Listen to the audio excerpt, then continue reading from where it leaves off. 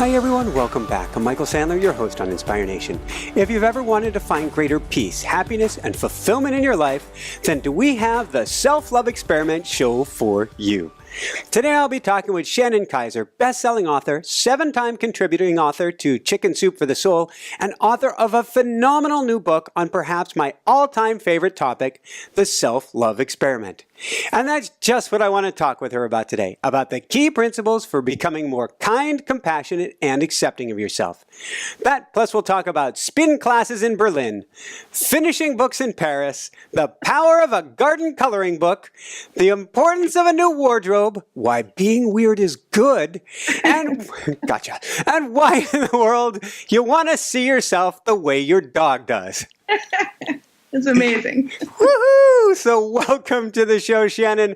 Are you ready to shine? Yes, I'm ready. That was so amazing. I love that. I love your book. And as I was discussing before the show, I can think of no more important topic in the whole world than self-love. Yeah, thank you. I feel the exact same way. And it's so beautiful. The book is out, the experiment, everything. So I'm with you. Awesome. So let's do this. Let's go in a time machine. I'm going to kind of Wayne's World it here. We're going way back. Can you take us back to age 8, what life was like back then, and maybe even the challenges with the candy bars? Yeah, you know, it's interesting because I wrote the book as an adult and a woman in my mid-30s, but I realized it actually started at like age 8, right? I think we all have something that happens between age 7 and 9, so to speak, where we do something that feels like this is normal. But the world, society, parents tell us that's not normal, so we shy away from who we really are. That's what happened to me. So when I was little, I really loved sweet treats and food. I loved ice cream and candy bars. It just made me happy. And it wasn't like I didn't see it as bad, but my mom thought it was horrible. Teachers said that's not good for you. And it turned into an eating disorder at a very young age. I would hide in the closet before dinner eating foods that I liked because I didn't want the shame and guilt of doing something that was, not considered healthy. And this was really the start of my lack of self-love. But there's a lot of other issues as well, being bullied in school. And it really starts with me thinking this was normal, but people saying not. And so then I had to hide away who I really was. And it sounds like you even had, thank you for sharing on that, it sounds like you even had a tug of war of who you were trying to please. Your mom saying this is bad for you, and at least before 11, your dad giving you the treats and sweets as a reward.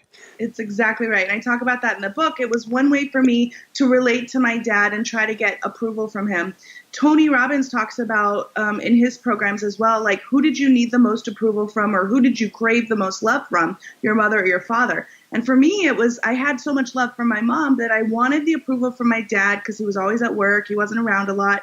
And so one thing I did is I saw that he liked sweet treats. He was always eating candy and stuff. And I was like, oh, that's how I can relate to him. And so I think it really does start with asking ourselves the questions. One of the principles in the book, The Self-Love Experiment, is be who you needed to be when you were younger. Yeah. And that's exactly where you go back to that moment in your childhood where you didn't get what you needed and you give it to yourself as an adult. So today I have self-love and I'm more balanced with my food because I'm giving myself the love, attention, and care that I need that I didn't get then. Woohoo! Yeah, it's a process, but it works. So, wonder if I can have you just pause for a brief moment. Have you turn down the volume just a bit? I'm getting a little bit of feedback on my end. Okay. Testing 1, 2, 3. Testing 1, 2, 3. Can you still hear me all right? Yes, testing. Is that better? Yes. That's perfect. So okay. I'm wondering when you started self-sabotaging yourself. And it's interesting, if we go back to your dad for a moment, and I mentioned before 11, that the teasing, in a sense, came in the house too. It wasn't just that you were getting bullied on the playground, which I got as well. It makes us a stronger, better person, I'm convinced. Right. It though certainly does. I wouldn't wish it on any child out there. Yeah. But all of a sudden, your dad switched around, and that must have been, in a sense, when you were switching around on yourself. It's true. Once I there were moments where my dad would say comments really just out of love or not even just not knowing what he was saying. One of the ones that really stuck with me is he'd call me thunder thighs, or he'd be like, should you really be eating that ice cream? Because I did start gaining weight. And so there was so much pressure on looking a certain way. And my parents loved me very much. I had a great childhood. But we have to get honest with ourselves about where these insecurities start. Because the truth is, as an adult, for more than 3 decades, I was walking around hating myself. I was always at war with myself. So it's very important to go back to these moments. And one of the tools that I share in my book as well is going back to forgive the people who hurt you most. So replay what he could have said that would be more nurturing and loving. And the truth is, self-love is not about how you look. It's about how you live. And there's so much pressure on society to look a certain way. So my parents wanted me to be skinnier so I wouldn't get made fun of or whatever it was. But the truth is, like, we're all beautiful beings. Like, God made us the way we are. And so it's about accepting who you are, how you are, as you are. Woo! Yeah, so important. So let's go from there and talk about, you ended up in corporate America. It sounds like maybe that wasn't a fit for you. It's interesting because I, all through my 20s, was climbing the corporate ladder. I was in advertising. I was working at a company that was one of the largest agencies, working with celebrities. I was dating a man who wanted to marry me, and I was doing triathlons. I was very healthy and fit, super fit. And it looks like this woman has it all. She's making lots of money. She's living in a big city. She's flying all around the world. But at night, I would cry myself to sleep every single night. And I was suffering from eating disorders, hardcore eating disorders, bulimia and anorexia. I'd cycle back and forth and then binge eating. And then on top of that, I was addicted to drugs, and my doctor diagnosed me with clinical depression. And it was in that moment where I asked my depression, what are you here for? Why can't I be happy? Why are you here? And my depression said, you are not following your heart. I was just going through the motions of what society says you should do. Check off the boxes, the career, the job, the man. But when I asked myself that, I realized that I was just going through the motions, and what I really wanted was not to be in corporate. And so I left, and I started to follow my heart, and I became a writer. And I found my passion in being a coach, and I found my passion in helping other people through their struggles. And it was this beautiful journey. However, when my first book came out, Find Your Happy, I started to promote it, and I was teaching people how to be happy because truly I was much happier than I was. Mm-hmm. But there was one turning point very specifically where I was getting ready to go on a morning television show in Seattle, and I was crying in the bathroom again, looking in the mirror because here I was going to talk to people on TV about how to be happy, but I couldn't say one good thing about myself. I hated myself. And in that moment, I said, your full-time mission is to become your own best friend. And that's really where the self-love experiment as trying to learn how to love myself started. I want to dive into that and dive into all of it. I want to back up to something you said a minute ago first, though, because I think it's so important for people to hear, and I'm wondering how you did it. Okay, you hit your rock bottom, you hit your low, but you found the awareness in that moment to ask yourself and to ask your depression a question. That's huge. How did you do that? Yeah, I think I was ready. I was ready because I was at my rock bottom, but I don't believe we all have to get to a rock bottom to be cracked open on such a level. I think it is about self-awareness. We have struggles and things that are happening to us, but I started to say there has to be more. There's got to be more to life. And in asking that question, that was the catalyst, that opening to help me move forward. And so I was ready. I was cracked open and ready. And I think anyone who's listening to your show is certainly cracked open and ready as well.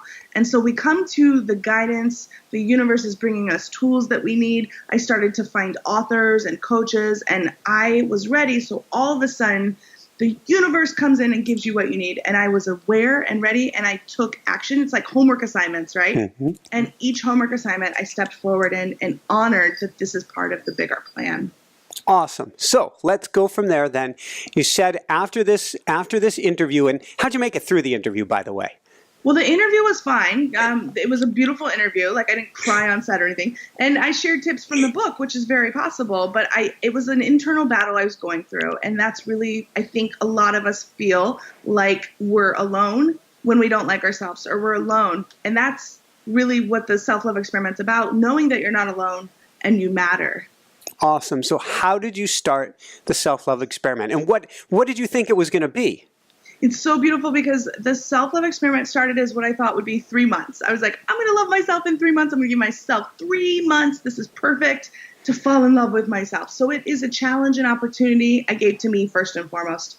I didn't know it would turn into a book, but as I was writing another book, Adventures for Your Soul, I was promoting Adventures for Your Soul 2 years ago when it came out, and there's a chapter in there called Me Matters, and it's all about self-love.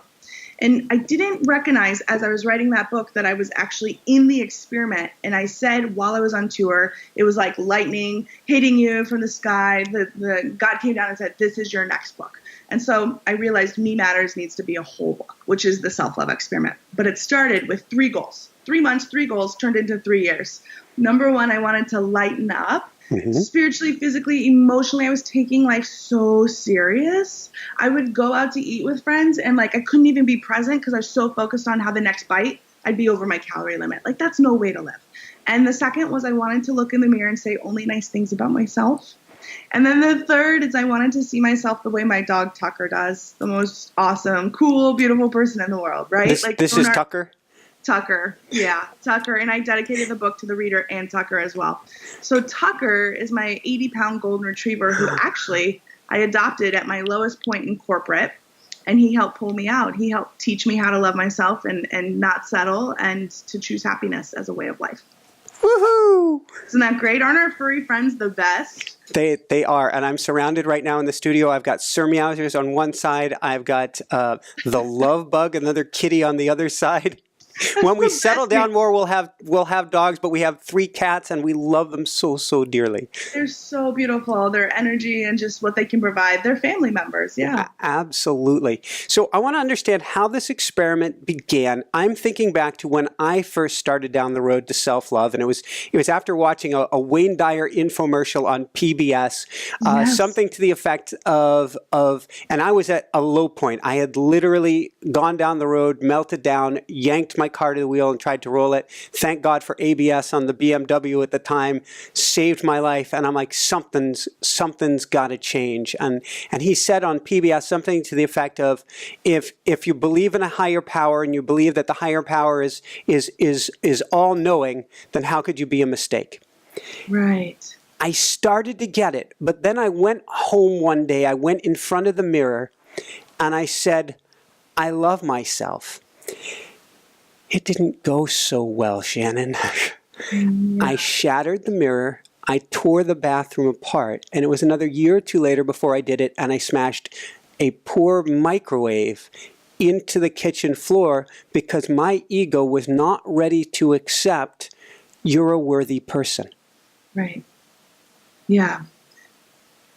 I'm glad that you share that, because I think that's very true for many of us, that the ego does get, I don't want to say in the way, but it's so in charge. We're so used. And I say self-love, finding self-love, as you may be able to see, like we've gone through a lot of really hard things, but really truly being in self-love is the hardest thing, one of the hardest things I've ever had to do. Not because self-love is hard, it's in us, but because of all of the beliefs, the insecurities, the way the world tells you should be richer, smarter, prettier, healthier, thinner, And so there's this rage and this internal angst. And so when you said you hit the mirror, I was like, yeah, I felt the same way. I didn't throw or break a mirror, but I would like sabotage my body and scream out in pain.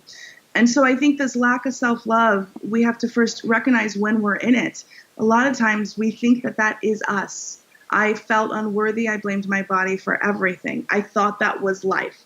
But when we can separate, your key right there is the ego is separate. And there's the ego, there's the head, and there's the heart.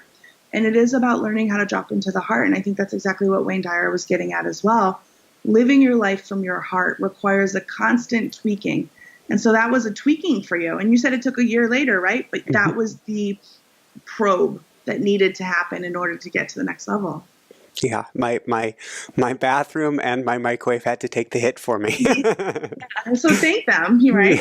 Yes. But I think what you said, I just want to reflect back, was so amazing. And I got to this point in my self-love experiment as well, is that how dare I hate myself when God made me? And I'm an example of love and light. And no matter what, like I spent so many years thinking that no matter what size my body was, I wasn't good enough.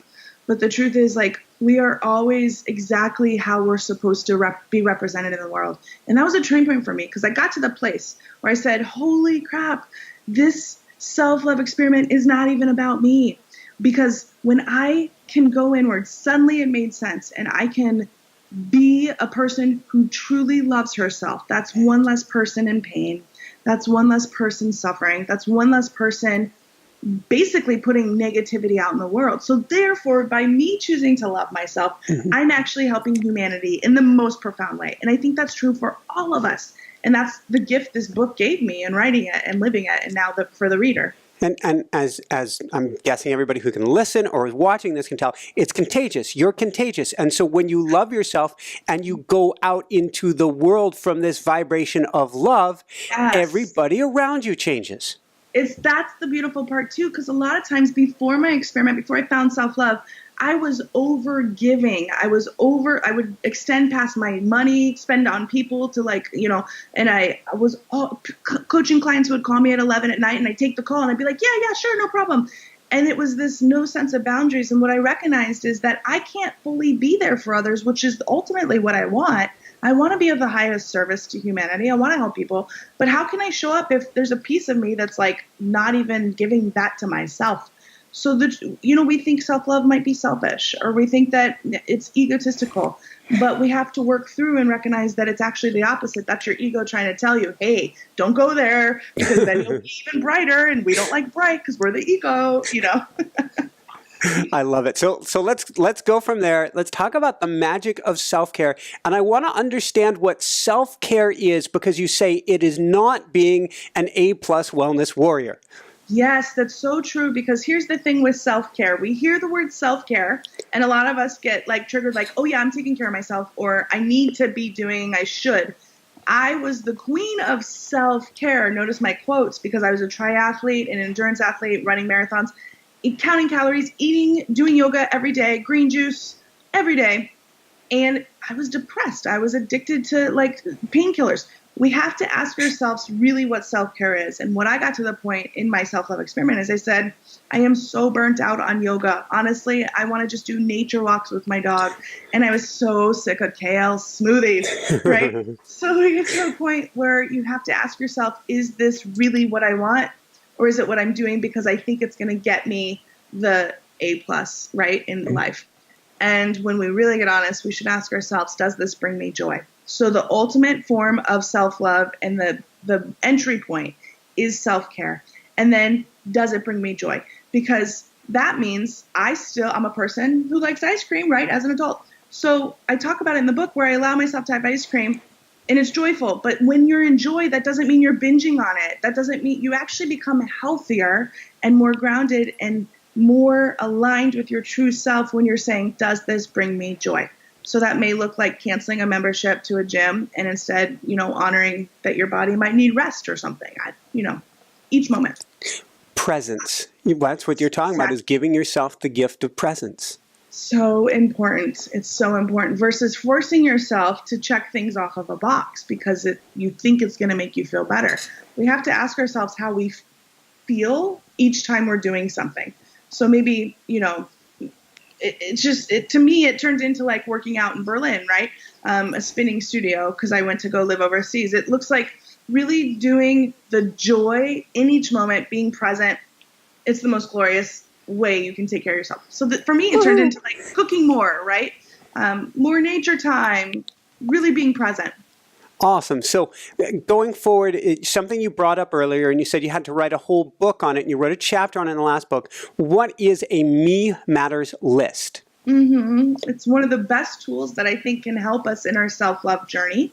The Me Matters list is a list where you ask yourself, when do I feel like my best self? When am I feeling alive and connected to my truth? Who am I with? What am I doing? How do I feel? And you make a list, right? And so my list looks like I eat foods that are joyful and make me feel vibrant and healthy. I take nature walks and spend extra time and cuddle time with my dog. I travel and express myself creatively, right? These are things that are very important for me to feel very fulfilled. So it's a fulfillment list. And then what you do is each day you allow yourself to check things, or it's not so much a list that you literally look at every day and check off, okay, did I do this? Because that's opposite. But it's about guiding yourself to principles that make you feel like your best self. So really it's about putting your values into your life. So I encourage everyone watching, listening, to really create a Me Matters list for yourself. Say, when do I feel great? What am I doing? And this one thing to note, though, it's not the Me Matters list of when you win the lottery. Like you may say, oh, when I was on that island, Hawaii, that's when I felt great, so maybe you do want to move to Hawaii. But what it is it's about giving you what you need in your life right now, right? So maybe you have a job you don't like, but you can find the joy in the job, that kind of experience. And I take people through the process in that book. Awesome. And so this, going back to Hawaii, someplace that Jessica and I lived, my wife Jessica and I, before she got sick and we had to leave the island, which is, I'm still pining to go back. But I've also let go of that at the moment because there's a danger in what you call the when I's, or the when is tomorrow going to be today syndrome. Totally. It's the almost paradise syndrome, right? It's the when I lose the weight, I will be happy. When I meet my soulmate, when, Jessica gets healthier. It's always this, we wait for our life to happen. Meanwhile, right now, we can't feel fulfilled because we think it's going to happen when that thing comes. Let's get really honest with ourselves, though. A lot of times when we get that thing we think we want, we're still not happy. This was my relationship with my body. I met that goal weight and I changed it. I was like, I'm still not happy. So we have to really get honest about what it is we want and why we want it, and then give ourselves and allow ourselves to feel that now. So, for example, Hawaii represents certain things to you, right? So it represents, what does it represent, right? Well, I love the earth, the people, the connection to nature, the Aina, the wisdom, the water, and sea turtles, and on and on and on. So but I see where you're going. I want you to go there. Yeah, and that's exactly it. And so what you suggested is you can go out into nature now. You can take a beach trip now. You're on an island now, right? And so I think it's about allowing ourselves to be more present with saying, guess what? I don't have to wait for happiness. I don't have to wait for my paradise because this is my life right now. And one of the principles in the self-love experiment is the journey. It's actually a Chinese proverb. The journey is the reward. And so when we can be in the journey instead of waiting to get to that destination, our whole life transforms in a beautiful way. Woohoo! Yes! Woo! So let's talk about the magic of self-compassion on this journey. So yeah, it's actually pillars of self-love. So we start with self-care. And then once you really start establishing a joyful practice, you can move into self-compassion. And self-compassion is about being where you are instead of where you think you should be. Self-compassion is the most important tool in the process because you could have overate yesterday. Don't beat yourself up about it. You could have had a show that went horrible. It's about really going in and saying, guess what? You're doing the best you can and being kind to yourself from a mental place of becoming your own friend with your words. Because how we talk to ourselves, it matters. It matters so much. I used to not be able to look in the mirror and say anything nice, right? How are you talking to yourself from the moment you see yourself, from the moment you wake up? Turn that to a more loving, kind, and sincere process and become your friend. You just reminded me, I'm holding a crystal here. And what I do with this crystal during the show is I send love. Oh my God, you've got one too. And, yes. And its size does matter. Yours is much bigger. No, it doesn't matter. And so I'm going during the show, I send love, I send love, I send love. And it just hit me that years ago, as I was going through this process of self-love myself, I was wearing beaded bracelets, like 27 beads on them. And I was going through, I love myself. I love myself. And just repeating this, but gentle. My mantra now is kind, gentle, easy, good. Repeating this mantra. It's really a self-compassion mantra. Yeah, absolutely. It is. And I love that you're saying, I love myself. I love myself. I love myself. And it becomes this process of really starting to practice it. And in the beginning, I didn't. You said, I love myself. And you flipped out on the bathroom. Yeah. We have to start somewhere, though. And so it's almost like, and Wayne Dyer talked about this as well, where it's like you have to see it in your mind and believe it before you can see it out in the world. And so it's about really showing up for yourself. One of the main themes throughout the self-love experiment is to show up. Just show up. Stand by you. Even when you feel like you fall off the wagon, even when you feel like I'm ugly, I'm fat, I'm insecure, whatever it is, show up. And that is true self-love. That's true self-compassion. So let's talk about true love and self-compassion and you on this journey in your closet, looking at clothes that just don't fit you, that you don't want to wear anymore, and what you do for yourself out of self-love. You know, it's interesting because our closets represent, they're very metaphorical for life because it's the place we start our day and usually end our day. And it also represents how we show ourselves to the world.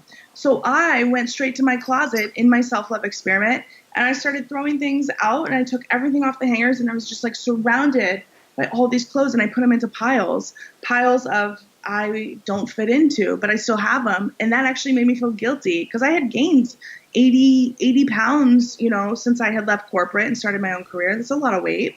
And I would look at these clothes and feel shame. That's not something you want when you go in your closet in the morning. So I decided to donate all of those. But then there were some that I was like, these I love so much, or they had special, like a dress from a certain event, right? And so you organize your closet in ways, and I think really it's not like do this, listeners. It's really about doing what feels good for you. And for me, it was about clearing out clutter. And clearing out clutter physically, mentally, emotionally is one of the most important things we do. It's just like that famous book, right? The Art of Tidying Up, or what's that Maria book? Kondo. Exactly. It's exactly that principle of starting fresh, clearing out stuff that's blocking you so you can then move forward in a place with more love.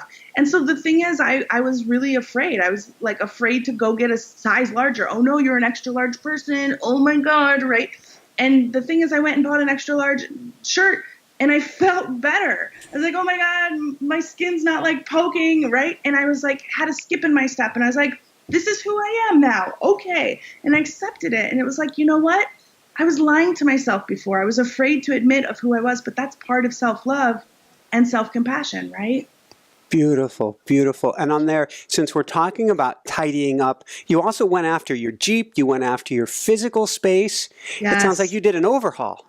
I did. And you know what's interesting about the Jeep is I looked around and there's like bottles and magazines and dog hair and stuff. And I just dug in and cleaned it because our transportation represents how we get to places in life. Again, it was a metaphor. So I cleaned it out, and the very next day I got like 3 coaching clients, I think, and a Entrepreneur magazine picked up one of my articles, which I had been pitching for like 9 months. And it was like all these things started happening, and I knew better to know that it was just a coincidence, right? It's because I actively said, I am no longer settling. I am clearing out clutter on my outside. And of course, in Miracles talks about our outside world as a reflection of our internal state. Mm-hmm. So I had to freaking clean out the outside world, right?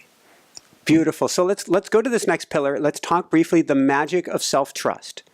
Yes, self-trust is the next one. It's almost like stairs, right? We're taking the stairs up. So you self-care, self-compassion, and trusting ourselves. Here's the thing. Many of us don't trust ourselves because of past experiences.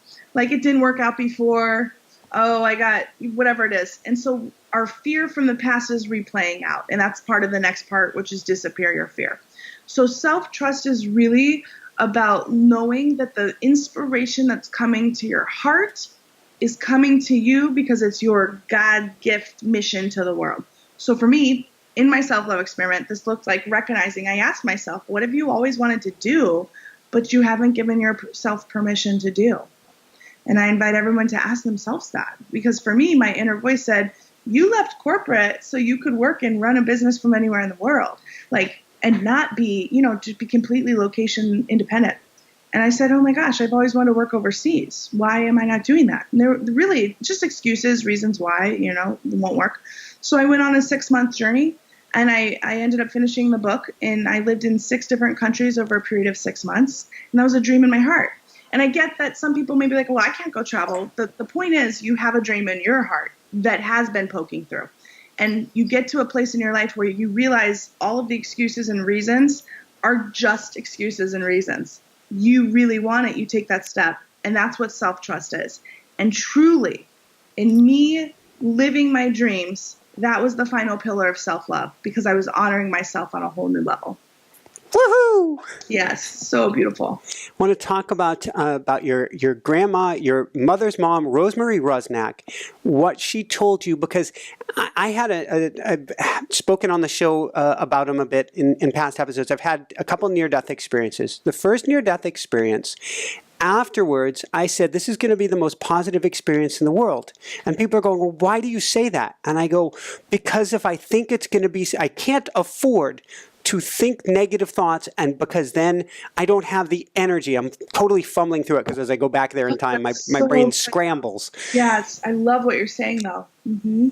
So I couldn't afford to have the negative thoughts. And it sounds like that's what she was teaching you. Yeah, it's so amazing. So my mom's mother was, we called her Big Grandma, right? Because there was little grandma, big grandma. And she was amazing. She had, every time you were around her, you felt love just sitting in the room. It was like emanating off of her. But she was overweight by society standards. You know, you hugged her. It's like wonderful, smooshy body. And I asked her, because I started to really feel like I was struggling with my weight. And as a kind of an overweight, obese, you know, fat person in society, there's a lot of guilt and shame. And I just asked her, you know, how has it been for you? Like, what advice do you have for me in this plus size body? Because I'm really having a hard time with it. And she just said, just plain blankly, right away, do not waste time with negative thoughts. Don't waste time. It is a complete waste of your life to focus on negative things. And then she went on to say, you know, sometimes society puts a lot of pressure on how we look, but self-love is not about how you look. It's about how you live. And that changed my life forever, because I was so focused on how I look. Am I in the right body size? But I wasn't living my life because I was waiting to look a certain way. And she changed my life when she said that. And I recognized how important it was for us to be more present in our life as we are, instead of thinking we need to change. Get those negative thoughts out of there. Thank you, Grandma. Thank you, Grandma! Woo! Yes. So you were mentioning before this, you were talking about the next step is disappearing fear, letting go of fear. How do we begin to do this? There's different fears that actually block us. And I talk about how fear shows up in different forms. There's parts of us. There's like the rebellion self. Mm-hmm. This is the part of us that wants to act out. So like the little kid in me that was like, I can eat sugar. I'll show you, right? We look at your habits that you do that you don't like. And then there's the lonely self where we feel lonely. We feel left out. So there's different ways our fear manifests.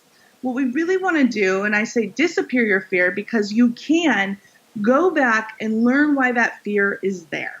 So an example is maybe if you compare yourself to people a lot, maybe you overgive a lot. If you're overgiving, for me in my own self-love experiment, I was giving so much of myself at the exhaust of self.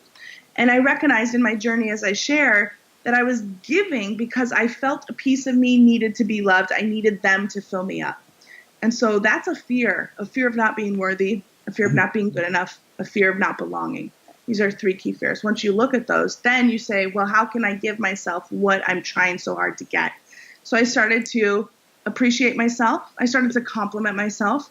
I started to celebrate. You know, I would have little mini parties for myself, dance parties, whatever it may be, celebrate life parties. All my friends were getting married and having kids. I was having book babies, and I thought that was amazing. So it's about reframing your focus. Instead of letting your fear hang you up and control you, go back again and drop to the heart. Woo! Yeah, so important, right?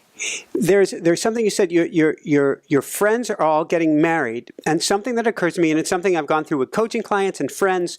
Whenever they said I can't find the right person in my life, I say it's time to dive deep. Time to dive deep on the inside.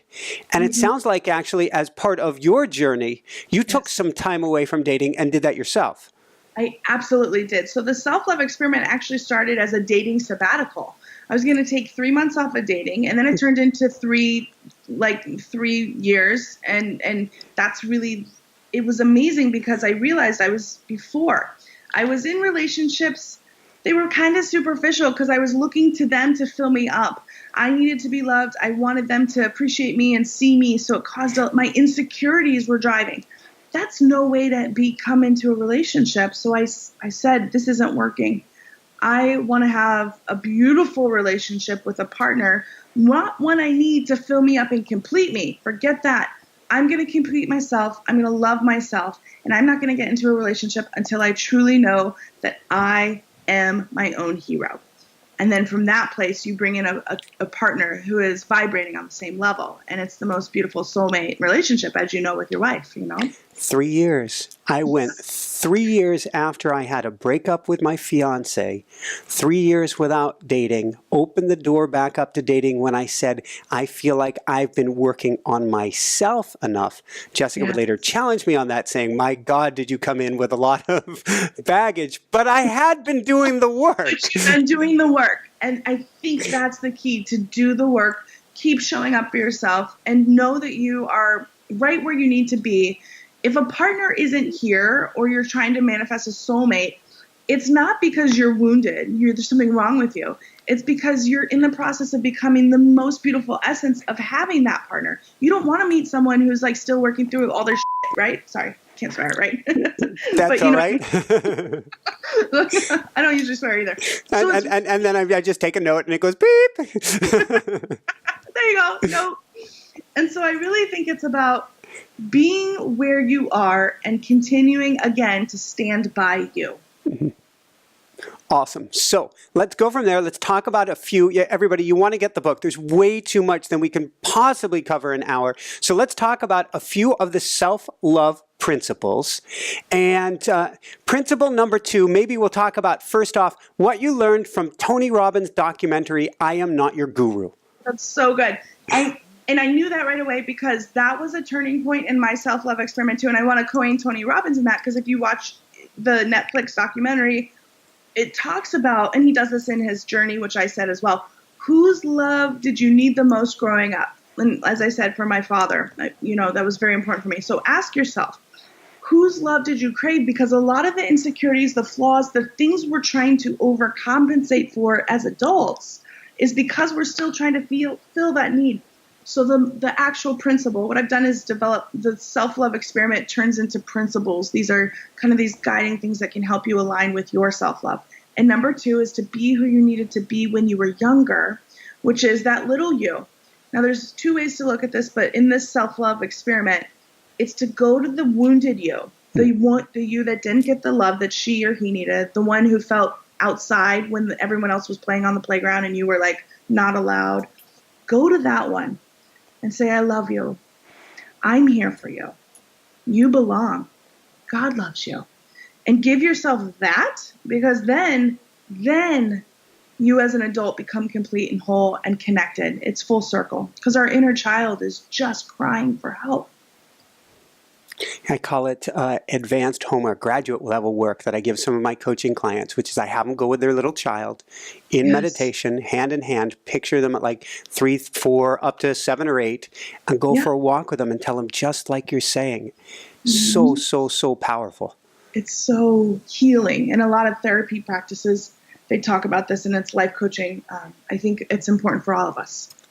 Thank you. So let's go from there to one that seems to be a very common one for people. Thinking you don't have a choice is a choice. Yes, so this is a principle as well. So many of us, we feel like life is happening to us. And I think it's important to recognize that everything in our life, everything is actually happening for us. And in this experience, the choices that are really happening or not happening are actually by design. So for so many years, I felt stuck because I was like, I don't have a choice. I'm in this body. I'm trying to lose weight. I can't. It's doomed. It runs on my mom's side of the family. And I started to think about all the reasons I was like running through why I couldn't change, or needed to be fixed. And I said, oh my gosh, this is a choice to feel like I'm stuck in my circumstances. This is a choice. And so instead I reframed, and the miracle happened because I shifted my perception. Instead of focusing on how I was stuck and how everything wasn't working and how off track I was, I started to say, what can I do to move myself towards the divine light and showing up more fully as I want to be in the world? And that's when I recognized that my weight has nothing to do with how I show up in the world. It's about choosing love, choosing to care for yourself, and choosing to be present. And that's so much more rewarding than trying to change yourself to fit into society. Thank you. And that means that you have to be willing to shed, to let go. And that's actually your next one. To get what you want, you have to let go of what you don't want. Yes, this is one of my favorite principles because it's so essential that we all say we want something, but we're kind of just like hoping it happens and like, oh, but we have to get really clear. I had to go through my closet and let go of a lot of things that weren't really fulfilling. But most importantly, I had to let go of limiting beliefs. I had to let go of the thought that I'm not lovable as I am. I had to let go of the thought that you can't be fulfilled or be a good citizen in society if you're overweight. Like all of these things. So in the book, The Self-Love Experiment, I actually in the very back have what I call journal prompts. And I list all of the questions out that I asked throughout the book. So part of the process of really becoming your own best friend, one of the questions is, what do I need to let go of in order to get to the next level of my life? Get really honest with yourself. And it's a beautiful journey. Beautiful. And so I'm going to double back a little bit. You were saying about worrying about your weight isn't the answer. In fact, that's a big guiding principle you have later on. Number 9, the more you show, the more your life will flow. Yeah. This is my favorite. I say that with all of them. But, a really beautiful example of that is, and I say this with my coaching clients too, the more you show, the more your business will grow. The reality is for so many years, and I talk about in the experiment as well, the book, I would hide myself. I didn't want to take pictures. But something happened when I really found self-love. I started to show up as I am. And a couple months ago, I posted on social media before and after, but it was much different than the regular ones you see, where it's like overweight to skinny. It was actually the thinner version of me when I was doing triathlons, like super Not fit, happy. body fat, not happy, depressed, anxious, drug addicted. And then, even though she's smiling, right? And then I showed the me now who is overweight. And it was amazing. Glowing. You are glowing. Thank you. It was amazing what happened because I just posted because I needed it. It was on my heart. And I said, this is me. I'm going to show it. It had more comments than anything I've ever had. Media picked it up. And people were saying, I prefer the you because look how much you're glowing from your heart, right? Before it was like a forced superficial. And you can see that. And so I think that was a beautiful example of showing the world. The more you show, the more your life will flow. Because the truth is, we all have things that we may not like about ourselves, but when we can learn to live with them, accept them, and show up with them, the world can give us the love back because we're being loving to ourselves. So it's really about the authenticity that is already within you. And so it's me. Woohoo! You are what you focus on. Love this one. So this is another principle that we get what we focus on. So are you focusing on how what you want isn't coming to you, how you're off track, how you feel like you can't make more money, whatever it is? Well, the beautiful process and part of what self-love does is turn your attention to what is going well. Turn your attention to what you do love about yourself, about your partner, about your career. And when you take your attention off the problem, Tony Robbins again says problems, like they need energy to live, right? And I talk about in my book, all problems are pathways. So that problem in your life, if you're focusing on it, it will become a bigger problem. If you want a soulmate and it's not here and you're focusing on how lonely you are, it can't come to you, that beautiful person. So again, it turns back to self-love, giving yourself what you need and focusing on the good and being grateful. Be grateful of what is well in your life. Thank you, thank you, thank you. This next one says so much, and so many people struggle with this one. And it's maybe the ultimate act of self-love. Your dreams are the invisible architecture of your life. Trust them, honor them. Yeah. Our dreams, I feel like the graduate level of self-love is going for your dreams. And I proved that in living overseas last year. Because what I recognized is the most loving thing you can do is to be true to yourself. And we have dreams that are divinely given to us. And a lot of times we say, oh, it's going to cost too much money. I'm not educated to do that. I don't even know how that would happen. Doesn't matter. All you have to do is one step. So for me, when I decided to move overseas, the first step was to look at what countries I wanted to go to look at which countries needed visas. One step at a time. And the beautiful thing is when you act on your dreams, you are more fulfilled, you're more abundant, and more times than not, the people around you are happier because you're happier. Woohoo! Yes, This is a big so woohoo important. interview. So important. Yes. You are a gift. Remind yourself how lucky you are to be alive. Gratitude. This is exactly it. And this principle really goes back to we are a gift to the world. God's made us as we are. And I think it's important to recognize, or, whatever belief you believe, we are here because we have something to offer the world. And you just being you is a gift. And so we have to remind ourselves. So often we let the circumstances of our life take us down and we feel like life is really hard. Well, yeah, it is. But when you start to see yourself as a gift, that appreciation moves out into the world and you start to really emanate love on a whole new level. Beautiful. And then the last guiding principle that you have here, self-love is not about how you look or what you do, and you're living this. It's about how you live your life. Yes, that's exactly it. So how are you living? Are you living in accordance with your values, with your dreams, with what brings you joy? Are you in integrity? This place from choosing to be present in your life, not by how you look, will emanate from you, because truly self-love has nothing to do with the outside. It's about knowing your worth on the inside. And then from that place, you start to glow. You start to make healthier choices. Everything you want actually comes to you in a more natural, profound way. So that is the final principle, and a beautiful one, a mantra we can carry with us.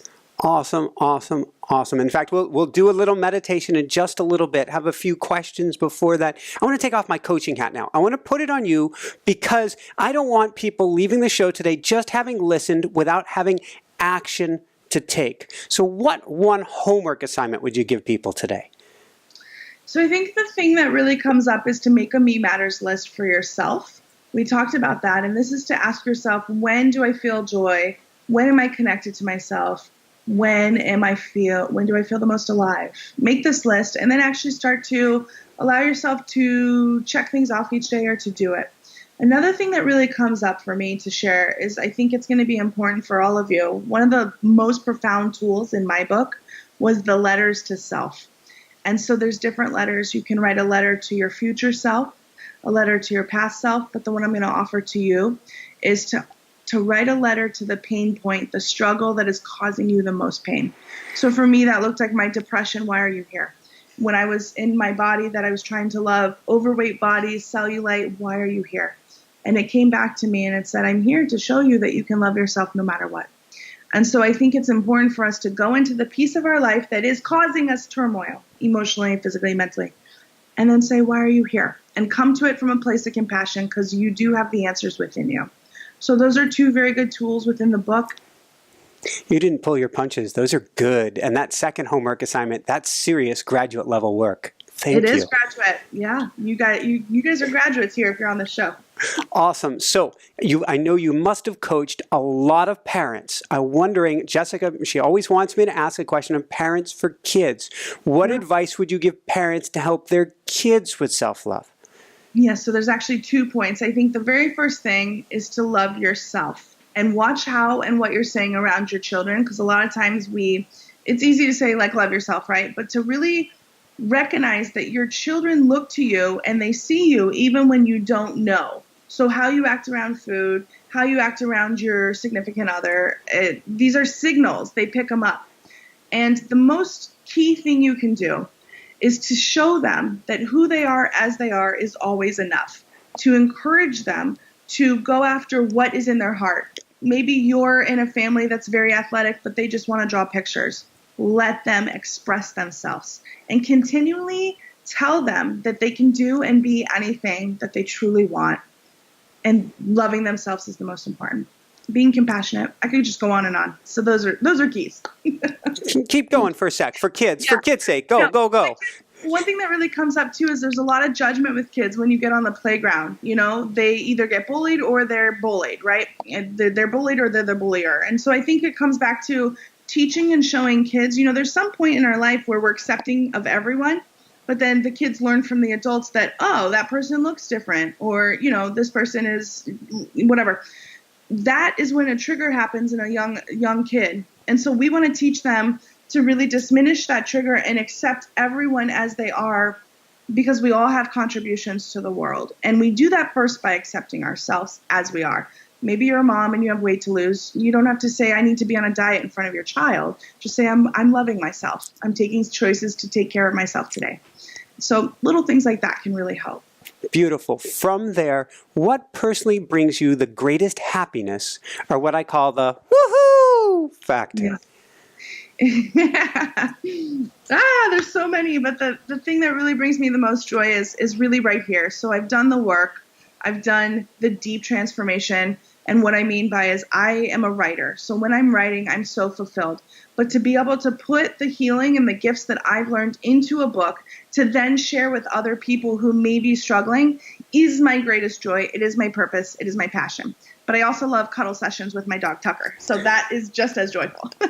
You go, Tucker. Yeah, Tucker. Soulmate. Woohoo! Yeah. Where can people go to find out more and to find your beautiful book? So Self-Love Experiment is available at your favorite online retailer and your bookstore close to you. Yes, it's everywhere. And you can go to my website, playwiththeworld.com. And there's also resources in there. There's free meditations you can download. There's soundtracks you can get a hold of. So it's a very comprehensive guide to helping you love yourself. Awesome. And if you didn't catch playwiththeworld.com, come on over to inspirenationshow.com and we'll get you over to playwiththeworld.com. Yes, exactly. How important has meditation been to you?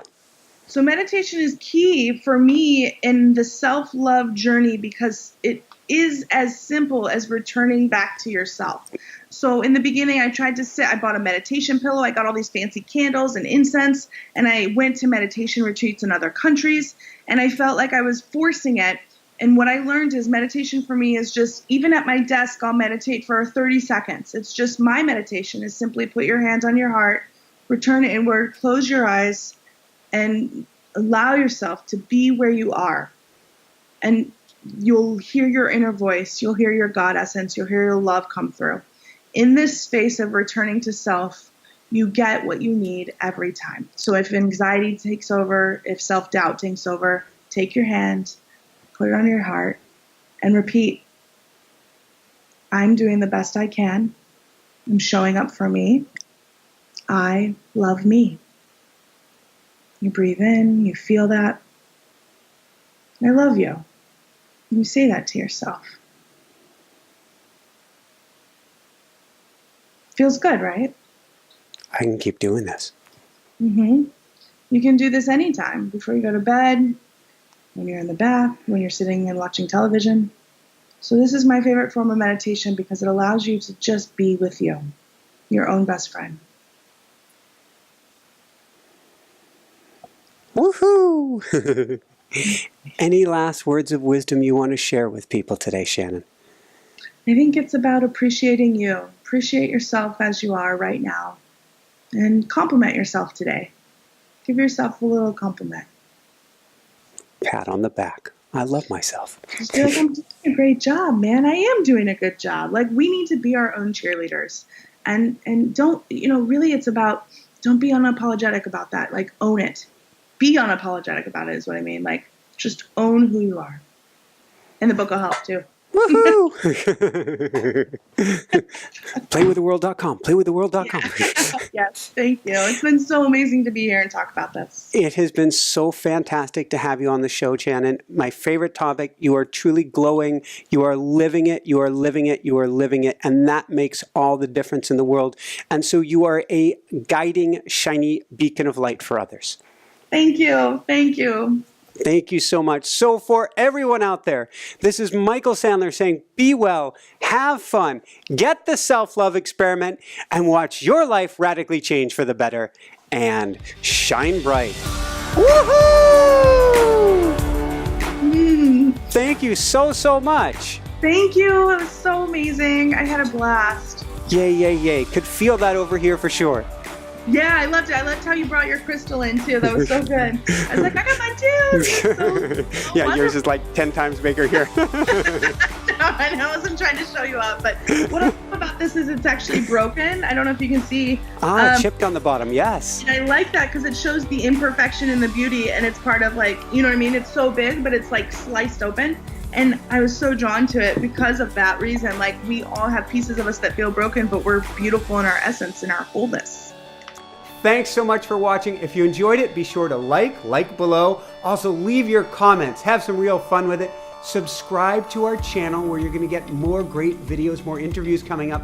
And check out our website, inspirenationshow.com. That's where you'll find tips, blogs, information, videos you won't find anywhere else, and useful and helpful resources to really help you kickstart your life and to shine bright. Thanks so much again. Thank you for your support. Like, comment, subscribe. See the website. Thanks so much and have fun. Of course, shine bright. Woohoo!